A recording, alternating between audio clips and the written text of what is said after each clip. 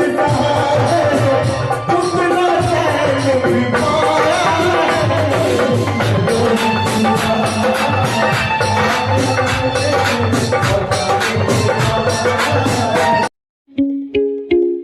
देवी सर्वभूतेषु भक्ति रूपेण संस्थिता नमस्तस्ये नमस्तस्ये नमस्तस्ये नमो नमः। मां शारदे के प्रांगण में है और पूरे देश में पूरी आस्था के साथ इस त्यौहार को मनाते हैं और ये त्यौहार जो है विद्यार्थी जीवन के लिए बेहद खास होता है। मैं उन पलों को भी याद करता हूं जब मैं विद्यार्थी जीवन से जुड़ा रहा। उस समय मां शारदे के प्रांगण में काफी समय जो है हमारा व्यतीत होता था, लेकिन आज के दौर में जिस तरीके से समय बढ़ता जा रहा है, समय के साथ लोग बदलते जा रहे हैं, समय के साथ जिस तरीके से दौर बदलता जा रहा है, उस दौर में भी क्या कोई ऐसा संस्थान हो सकता है जहां के बच्चे जो हैं शांत तरीके से त्यौहार को मनाएं। कोरोना काल का समय है, इस समय में सभी गाइडलाइन का ध्यान रखते हुए इस त्यौहार को सेलिब्रेट करें। कुछ ऐसा ही माहौल आपको हम दिखाने वाले हैं। देखिए, नवगछिया पहुंचे हैं, पटना से हमारे सहयोगी ने आपको दिखाया कि वहां किस तरीके से सरस्वती पूजा का त्यौहार मनाया जा रहा है। ये नवगछिया का शहर है और इस शहर में एक संस्थान ऐसा भी है जिसे श्री श्याम कोचिंग सेंटर के नाम से जाना जाता है। दिखाने का उद्देश्य हमारा यही है कि इन बच्चों के पास इतना तो समय दिख रहा है अभी कि मां शारदे के प्रांगण में बैठे हैं और मां से विनती कर रहे हैं कि आने वाला हमारा समय जो है वो उज्जवल हो। हम अपने अच्छे भविष्य की कामना करते हैं, मां से विनती करते हैं कि हम अपने लक्ष्य को प्राप्त करें। और ये सभी बच्चे उस इलाके से आते हैं, आपको ताजुब होगी जानकर, जो इलाका गंगा और कोसी के बीच में है, मध्यवर्ती ये क्षेत्र है और अक्सर इस क्षेत्र में अधिकांश जो समय होता है वो बाढ़ और सुखाड़ का होता है। काफी प्रभावित क्षेत्र है। नवगछिया पुलिस जिला है, लेकिन जिला बनने की कवायद भी यहाँ पर होती रही है और आगे भी उम्मीद है इस पर चर्चा होती रहेगी। लेकिन इन बच्चों की आंखों में ये दिख रहा है कि देखिए, इनको तस्वीरों को आपको हम दिखा रहे हैं, इन बच्चों के पास इतना समय हमें दिख रहा है जो मां शारदे के प्रांगण में बैठे नजर आ रहे हैं। और सबसे अच्छी बात यह है कि संस्थान में अश्लील गाने, जब से मैं यहाँ आया हूं एक भी अश्लील गाने हमने नहीं देखा। भक्ति भाव से यहाँ पर बच्चों के बीच जागरण जो है वो प्रस्तुत किया जा रहा है। हालांकि बच्चे जो हैं वो झूमते भी नजर आ रहे हैं, तस्वीरों के साथ आपको हम दिखाएंगे भी आगे।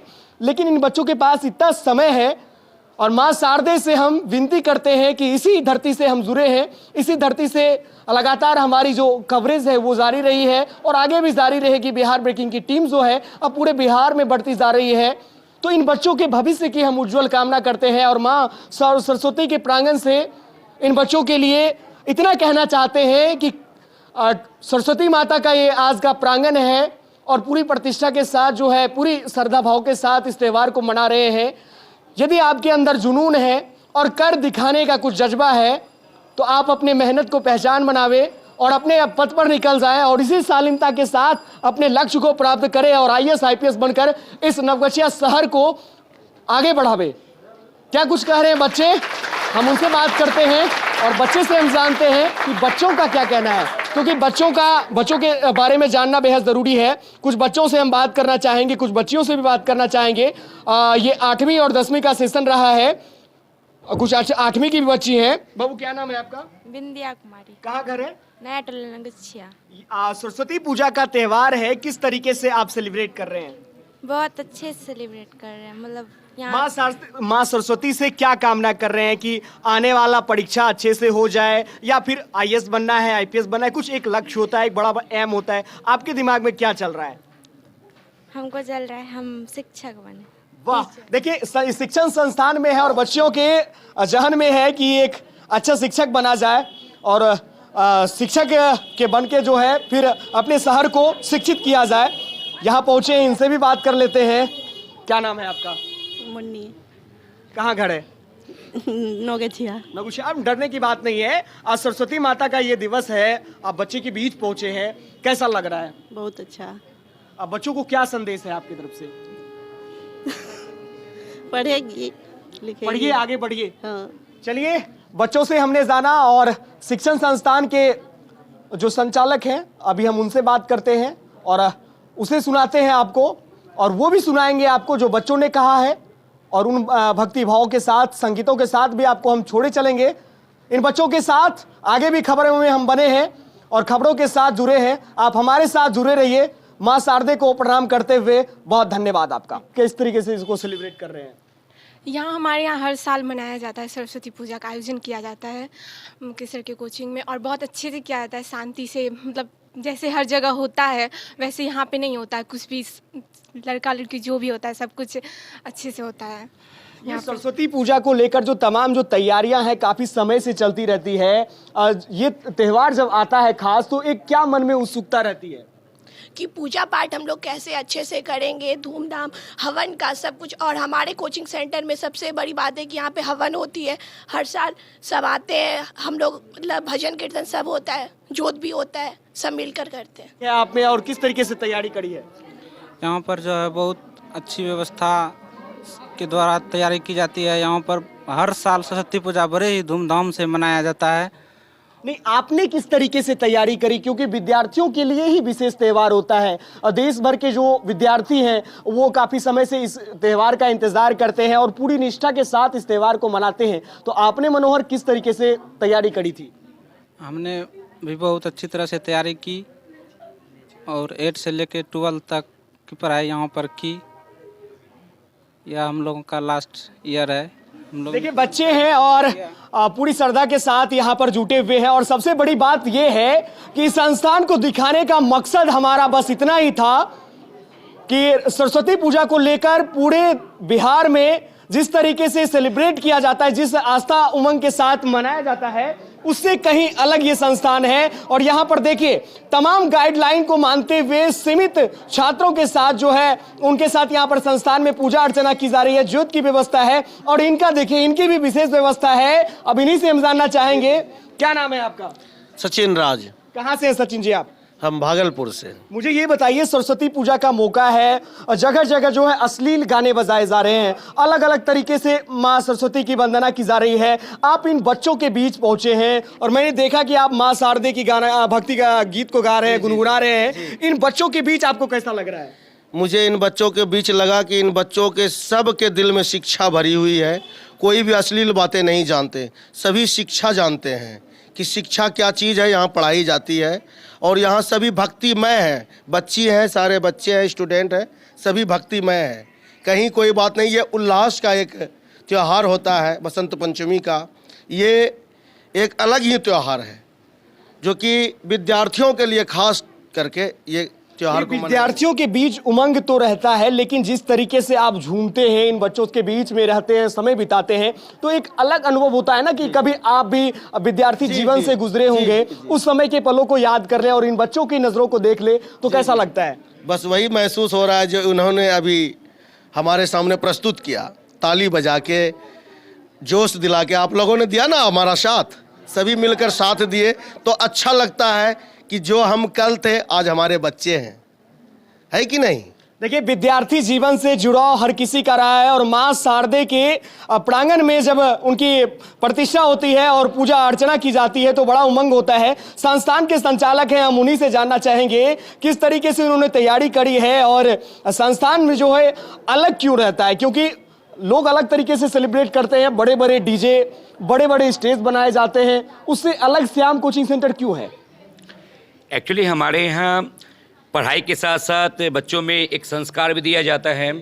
कोशिश किया जाता है बच्चों को कि वो नैतिकता का पतन उनमें ना हो, इस तरह से बच्चों को तैयार किया जाता है। बहुत कम समय में, इस बार तो ऐसा लग रहा था कि सरस्वती पूजा होगा या नहीं होगा, लेकिन बच्चों के बीच में इतना उमंग था तो चलो उमंग को देखते हुए, कोविड गाइडलाइन का पालन करते हुए बहुत ही कम समय में, लगभग 24 घंटे में बच्चों ने अपने आप को प्रिपेयर किया और सरस्वती पूजा का एक बहुत अच्छा आयोजन यहाँ पर हुआ।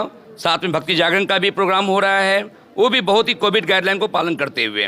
सर ये मुझे बताइए कि संस्थान तो बहुत सारे हैं और मैंने बहुत सारे जगहों को देखा, पटना में भी मैंने देखा, नवगछिया में भी मैंने देखा, बिहार के कई जिलों में मैंने देखा, ये बच्चों के बीच एक खासा उत्साह होता है सरस्वती पूजा को लेकर। और इस त्यौहार में जिस तरीके से उत्सुकता रहती है, बच्चे यहाँ पर पहुँचते हैं तो किस तरीके से तैयारी कराते हैं और बच्चों को किस तरीके से आप संदेश देते हैं?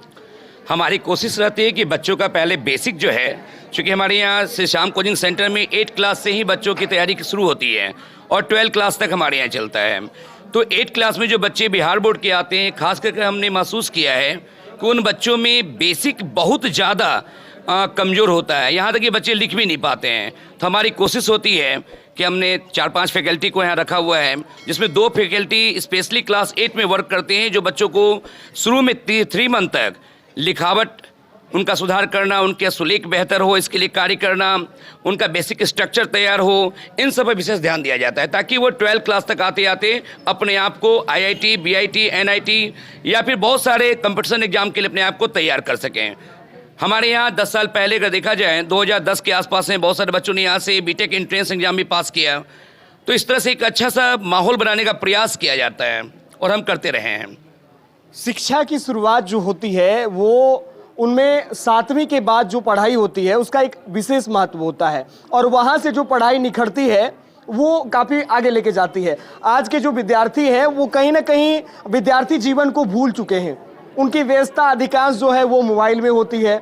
और ये बच्चे जो आपके संस्थान में नज़र आ रहे हैं मुझे, ये आपके बीच में किसी के पास मैंने फ़ोन नहीं देखा और बहुत कम लोगों के पास में फ़ोन, ऐसा क्यों है? एक्चुअली 2020 में जिस समय कि कोविड आया, उसके पहले तक हम लोग कोचिंग में कहा करते थे कि आप लोग के पास मोबाइल नहीं होना चाहिए, और किसी बच्चे के पास अगर गलती से मोबाइल मिल जाए तो उसको रख लिया जाता था, उनके गार्जियन को कंप्लेन किया जाता था। लेकिन जब कोविड आया तो हम यहाँ पर यह बताना चाहेंगे कि वो मोबाइल का यूज बहुत ज़्यादा बढ़ गया। हमने कभी भी क्लास हमारे यहाँ बंद नहीं हुआ, ऑनलाइन क्लास सब दिन देते रहे, लेकिन हमारे बच्चों को मैंने बताया कि मोबाइल का सही यूज किस प्रकार से करना है, और हमारे बच्चों ने सही यूज भी किया। जहाँ तक हमें पता है हमारे सारे बच्चे लगातार 20, 21, 22 भी चल रहा है ऑनलाइन क्लास में ऑल सब्जेक्ट हमने सब दिन देने का प्रयास किया। अगर 13 अप्रैल को लॉकडाउन लगा था 2020 में, तो मैं 18 अप्रैल से लगातार अब तक जब भी ऐसा मौका लगा है सरकार के द्वारा कोचिंग को बंद करने का आदेश दिया गया है, तो ऑनलाइन क्लास हमारे यहाँ चलता रहा, और बच्चे बड़े डिसिप्लिन मोड में व्हाट्सएप ग्रुप में बनाकर पढ़ाई हो, जूम क्लासेस हो, सब पर मैंने किसी प्रकार का दुष्प्रयोग करते हुए हमने नहीं देखा। सारे बच्चों ने मोबाइल का सही प्रयोग किया। सवाल हमारा ये है कि बच्चे मोबाइल में कुछ ज़्यादा ही समय बिता रहे हैं। सरस्वती पूजा का मौका है, मैंने कई जगह ऐसा भी देखा कि बच्चे जो हैं सरस्वती माता के प्रांगण में पहुंच रहे हैं, सेल्फी का सेशन का दौर होता है, उसके बाद कहीं ना कहीं वो निकल जाते हैं। उनके पास इतना समय नहीं होता है कि इस तरीके से बैठ जाए और बैठ करके फिर आपसे बात करे, भजन सुने, आपसे चर्चा करे, समय बिताए। आपके संस्थान में ऐसा क्या है? एक्चुअली ये तो आप देख ही रहे हैं, हमारे बच्चों में मैंने शुरू में ही बताया कि नैतिकता का पाठ पढ़ाया जाता है, जिस कारण से बच्चों को मोबाइल का किस प्रकार से प्रयोग करना है वो जानते हैं। उन्हें पता है कि हम भक्तिमय माहौल में बैठे हैं, मोबाइल का कोई यूज नहीं है अभी। और सर का भी हमने कई बार बताया बच्चों को कब मोबाइल का यूज करना है, तो मोबाइल का चूंकि वो प्रयोग करना जानते हैं, इसलिए आप देख सकते हैं भक्तिमय वातावरण बैठे हुए तो मोबाइल वो यूज नहीं कर रहे हैं। जब वो घर जाएंगे, पढ़ाई का काम होगा तो मोबाइल का यूज करेंगे। इस तरह से मैंने माहौल को तैयार किया हुआ है।